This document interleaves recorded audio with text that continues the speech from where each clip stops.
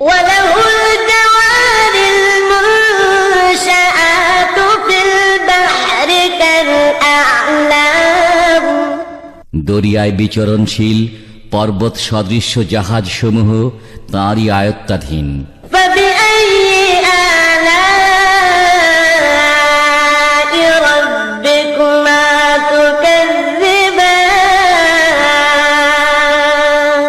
অতএব তোমরা উভয়ে তোমাদের রবের কোন কোন নিয়ামত অস্বীকার করবে?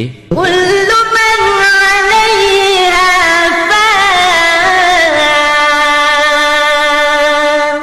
জমিনের উপর যা কিছু আছে তা সবই ধ্বংসশীল। ويبقى وجه ربك ذو الجلال والإكرام